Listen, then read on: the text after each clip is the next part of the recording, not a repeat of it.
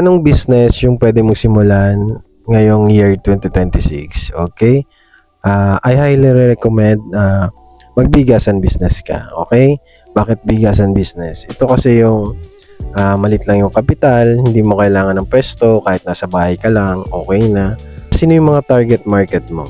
Okay, mga target market mo dito, actually lahat naman ng tao, kasi lahat naman ng Pinoy kumakain ng bigas, di ba? Pero magsimula ka sa family members mo, mga kakilala mo, katrabaho mo, mga neighbors mo, mga kaibigan mo. Sila yung unang alukan mo para ma-build yung confidence mo as a negosyante, 'di ba? Kasi iba kasi yung small wins na nagagawa sa iyo kasi parang nagiging confident ka na gawin yung business.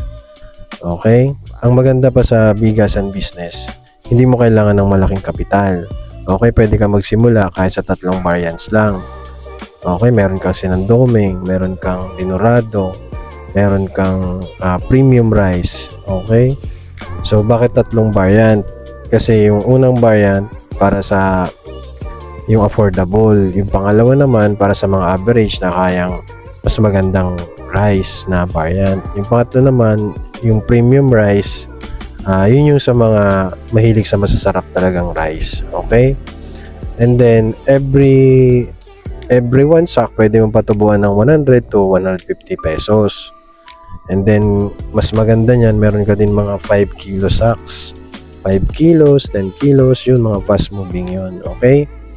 So, if I were you, magsimula ka na ngayon habang nagsisimula pa lang yung taon. Okay? And eventually, lalaki ang business mo, pwede ka nang kumuha ng pwesto. So, kung ako sa'yo, lalo sa mga OFW, no? Try nyo nang mag-business kasi hindi tayo pabata. Okay, hindi tayo habang buhay mag-a-abroad. Kasi nga alam ko ang hirap ng buhay sa abroad kasi nga galing din ako diyan. Ang hirap malayo sa pamilya, di ba? So, if I were you, kung nagbabakasyon kayo ngayon, try nyo mag-business. And then kung mag-fail kayo, okay lang 'yan. I-treat nyo na lang as a tuition fee. As a tuition fee kasi it's a learning. Business is a learning. Hindi naman yan hindi ka na maging successful dyan agad-agad. It's a long process.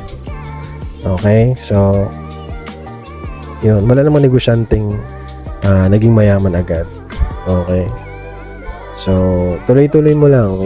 Kung meron ka naman question about sa bigas and business, pwede mo akong i-DM. Ayan, basta alam ko yung tanong mo na mabibigyan kita ng tips, okay? So, wag kang mahiya. So, let's do a business this year 2026. Let's go!